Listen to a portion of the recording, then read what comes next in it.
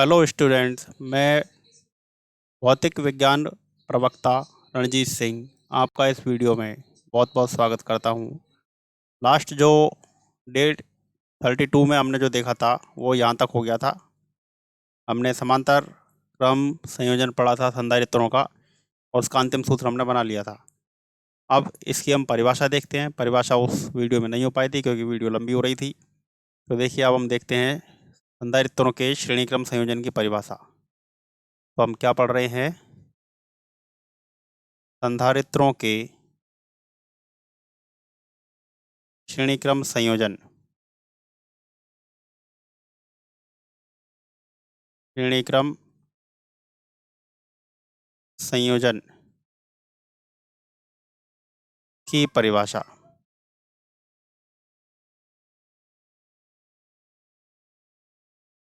इसकी परिभाषा जानने के लिए देखिए आपको मैं थोड़ा सा याद दिला देता हूँ कि श्रेणी क्रम संयोजन में हमने पढ़ा था कि आवेश जो है वो तो एक समान रहता है, लेकिन इसका जो वोल्टेज होता है प्रत्येक प्लेट के लिए वो अलग अलग होता है। तो इसकी परिभाषा को हम क्या लिख सकते हैं? देखिए, एक बार इस चीज़ को मैं आपको ऊपर दिखा देता हूँ। यहाँ पे हमने क्या लिखा है? देखिए, ये रहा, आवेश समान और विभवांतर अलग अलग। तो यहाँ पर एक बार मैं इस चीज़ को लिखता हूँ कि श्रेणी क्रम संयोजन में क्या होता है कि आवेश जो है वो तो समान रहता है और दोनों प्लेटों के मध्य जो विभवांतर है ये अलग अलग होता है।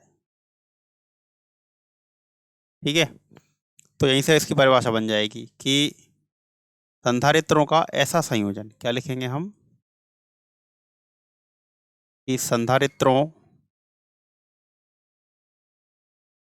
का ऐसा संयोजन,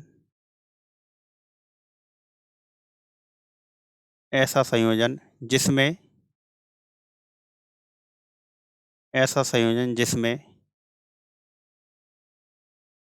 प्रत्येक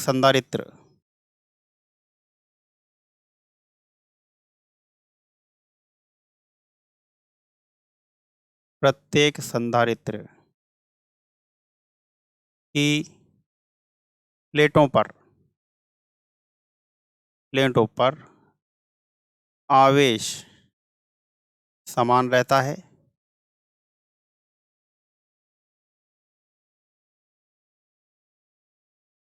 समान रहता है जबकि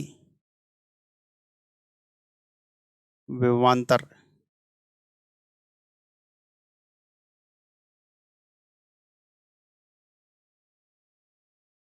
अलग अलग होता है। ठीक है, ये समांतर संयोजन की परिभाषा हो गई। अब आज हम हमारे डे 33 पर चलते हैं और अब आज हम यहाँ पर पढ़ रहे हैं संधारित्रों का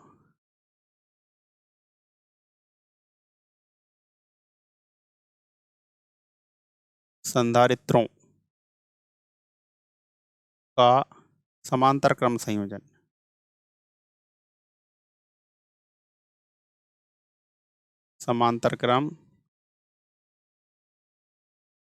संयोजन। ठीक है, तो इसके लिए हम 3 संधारित्रों को लेते हैं इस प्रकार से।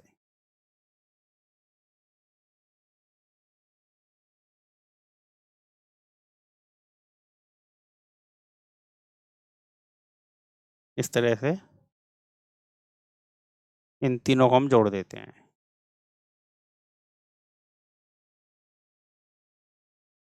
ठीक है, और इस संयोजन को हम किससे?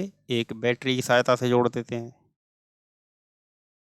ये लीजिए, ये वायर, टेढ़े मेढ़े से फर्क नहीं पड़ेगा, वायर होता है ये तो इसकी धारिता C1 है, इसकी धारिता C2, इसकी धारिता C3। अब देखो, वोल्टेज तो सेम रहेगा। यहाँ से करंट जा रहा है, यहाँ से करंट आ रहा है, इसके लिए वोल्टेज V है, ये कुंजी हो गई K। इसकी दोनों प्लेटों के मध्य वोल्टेज V है, इसके लिए भी V है, इसके लिए भी V है। आवेश यहाँ Q1, यहाँ -Q1, यहाँ पर Q2, यहाँ -Q2, यहाँ पर Q3, यहाँ पर -Q3। ठीक है अब देखिए हम क्या करते हैं कि यहाँ पर इस संयोजन में हम क्या देख रहे हैं कि आवेश जो है, प्रत्येक प्लेट पर आवेश जो है ये तो भिन्न भिन्न है, ठीक है, ये तो डिफरेंट है, लेकिन जो वोल्टेज है, दोनों प्लेटों के बीच में जो वोल्टेज है या विभवांतर, ये समान है। मैंने आपको बताया था जो चीज़ अलग होती है उसी को लेके हम सूत्र की रचना करते हैं।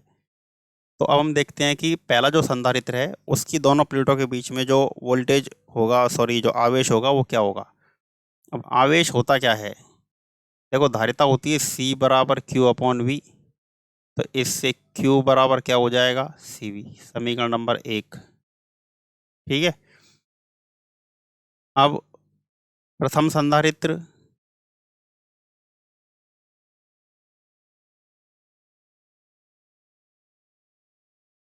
प्रथम संधारित्र की प्लेटों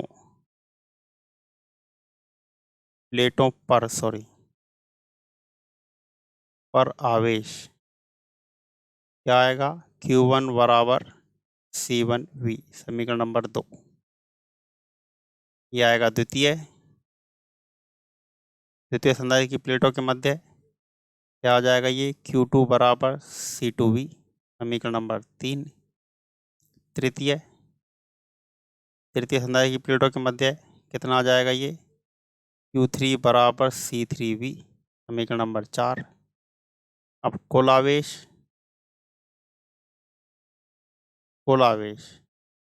Q बराबर Q1 plus Q2 plus Q3।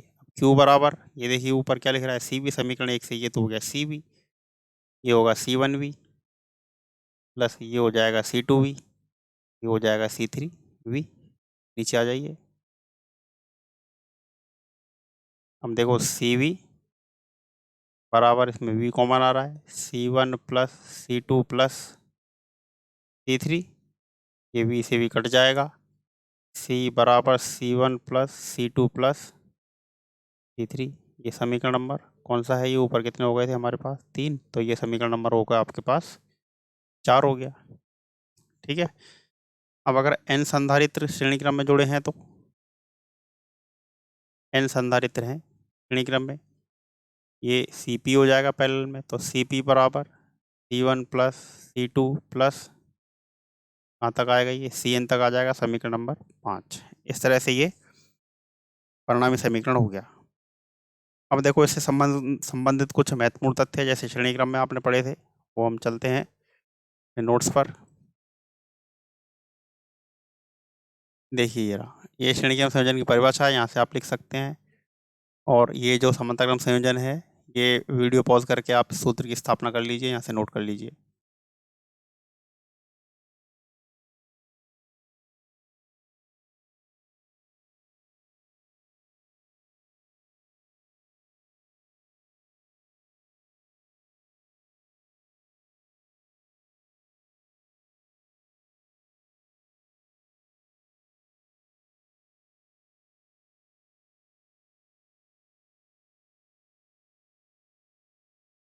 तो ये आपने नोट कर लिया होगा। आगे कुछ महत्वपूर्ण तथ्य हैं और उसके बारे में हम देखो बात कर लेते हैं।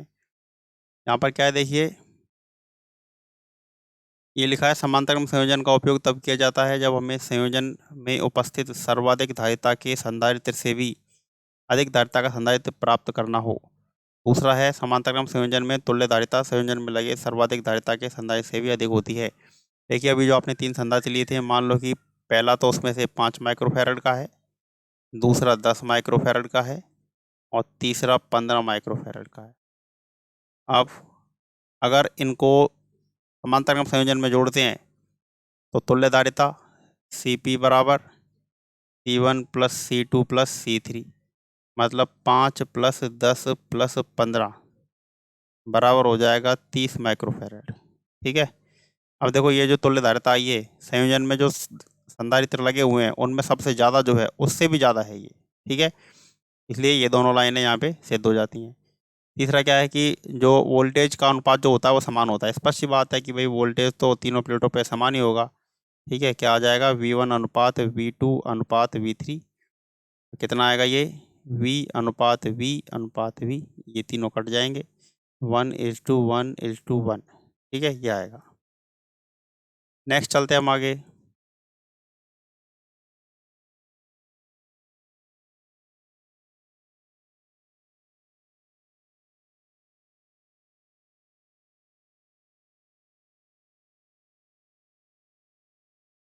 संधारित्रों के संयोजन में कुल ऊर्जा, ये हमारा अगला टॉपिक है। इन बच्चों ने लिखा नहीं है जिन्होंने भी नोट्स बनाए हैं।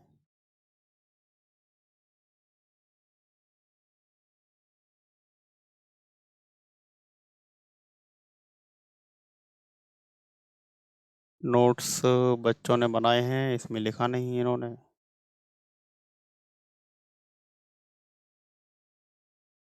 या फिर ये सही से कॉपी नहीं हो पाए हैं। हाँ, है तो सही। देखते हैं एक बार, शायद ये टेक्निकल प्रॉब्लम की वजह से लोड नहीं हो पाते हैं।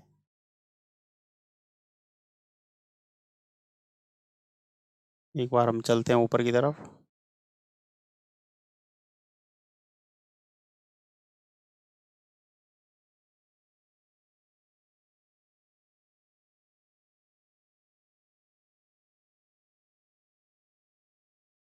ये अगले चैप्टर में आ गए, हम पिछले में चलते हैं।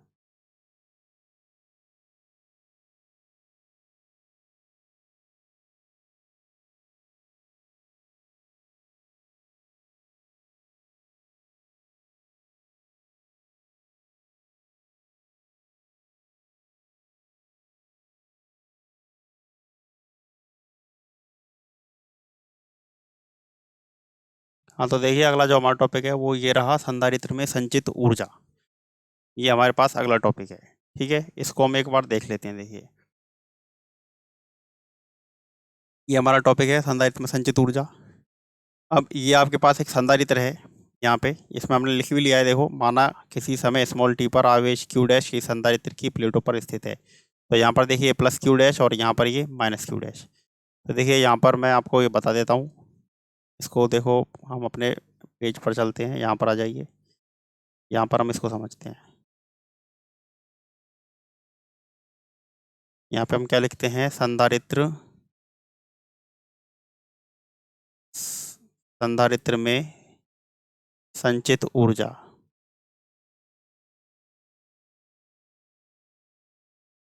इसके लिए हम क्या करते हैं कि ये आपने एक संधारित्र ले लिया, इस प्लेट पर है q डैश और इस प्लेट पर है माइनस q डैश ऊर्जा, ठीक है, सॉरी आवेश।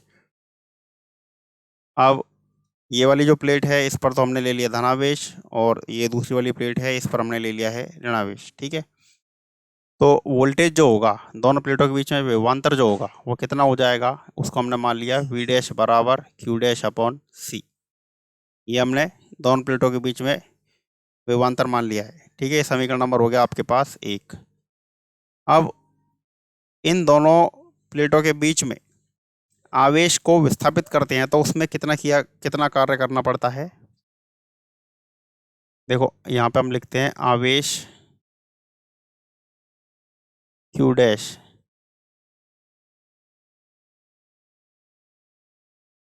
के विस्थापन में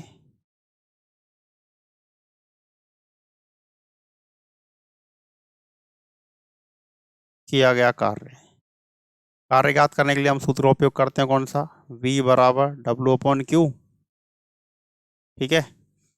v बराबर W अपॉन क्यू, इससे आपके पास क्या आ जाएगा, W बराबर q डैश v। तो q डैश, तो W बराबर क्या आ जाएगा आपके पास, q डैश v डैश, ठीक है। अब ये आपको यहाँ पर मान रखना पड़ेगा वोल्टेज का। आप यही वाला जो सूत्र है इसको आप क्या लिख सकते हो, dW बराबर q डैश v, या फिर आप लिख सकते हो v और dq डैश। अब v डैश का मान हम यहाँ से रख लेते हैं, ठीक है। तो कितना आ जाएगा ये, dW बराबर v डैश का मान देखो समीकरण 1 से क्या आ जाएगा आपके पास, q डैश अपॉन c, और ये आ जाएगा आपके पास dq डैश। और dW बराबर, सॉरी ये d को यहाँ से हटा दो तो यहाँ पे समाकलन आ जाएगा, और क्या आ जाएगा ये q डैश अपॉन c और dq डैश। इसको यहाँ पे कर देता हूँ मैं ना, यहाँ पर आप एक बार देखिए, एक ही पेज में हो जाएगा। तो W बराबर कितना आ जाएगा आपके पास, देखो 1/c तो आपने ले लिया बाहर, और ये कितना आ जाएगा आपके पास Q डैश और DQ डैश। अब इसमें आवेश की लिमिट लगा लेते हैं, कम से कम आवेश क्या हो सकता है, 0 की प्लेटों पर कोई आवेश ही नहीं है, और अधिकतम आवेश जो है वो कितना हो सकता है, कितना भी हो सकता है, वे Q जो भी उसकी क्षमता होगी। तो कितना आ जाएगा ये 1/c, और ये आ जाएगा Q डैश स्क्वायर अपॉन 2, ये आ जाएगा 0 से लेके Q तक। तो ये आ जाएगा आपके पास, अब इस Q डैश की जगह आपने कैपिटल Q रख दिया, तो कितना आ जाएगा ये Q स्क्वायर अपॉन 2CW। और ये कार्य जो होता है किसके बराबर होता है, ऊर्जा के, तो U बराबर हो जाएगा Q स्क्वायर अपॉन 2C। ठीक है, ये आपके पास समीकरण नंबर 2, ऊर्जा का एक सूत्र आपके पास ये आ गया।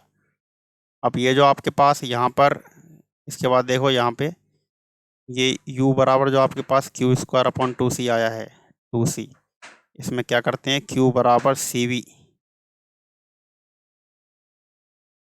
Q बराबर CV रखने पे, तो U बराबर, अब Q की जगह क्या रख दिया, CV, तो ये हो जाएगा C square V square upon 2C, इसमें C से C कट जाएगा।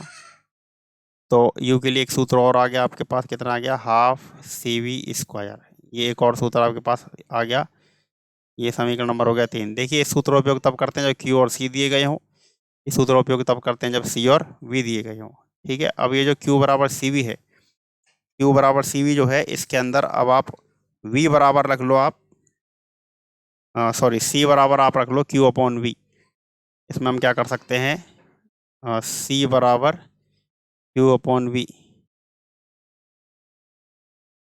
रखने पर तो क्या आ जाएगा, U बराबर half Q upon V into V square, इस V से V कैंसिल हो जाएगा, तो U बराबर हाफ QV, ये एक तीसरा सूत्र आ जाएगा। इसका उपयोग तब होता है जब Q और V दिए गए हैं, समीकरण नंबर 4।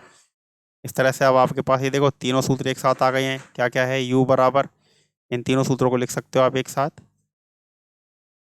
U बराबर Q स्क्वायर अपॉन, Q है ये Q स्क्वायर अपॉन 2C, और ये हो जाएगा हाफ CV स्क्वायर, और ये हो जाएगा हाफ QV। ये तीनों सूत्र अलग अलग जगह पर अलग अलग तरह से काम में आ जाते हैं। ठीक है, समीकरण नंबर कौन सा हो गया, ये 5। आप संधारित्रों के संयोजन में संचित ऊर्जा की गणना करते हैं। सॉरी, अभी आपका एक टॉपिक और है, संधारित्र में संचित ऊर्जा घनत्व, इसकी गणना और हमें करनी है, संधारित्र में संचित ऊर्जा घनत्व। अब ये जो टॉपिक जो है ये नेक्स्ट वीडियो में हो पाएगा, अन्यथा वीडियो लंबी हो जाएगी। तो संधारित्र में संचित ऊर्जा घनत्व को हम नेक्स्ट वीडियो में करेंगे। थैंक्स फॉर वॉचिंग, नमस्कार।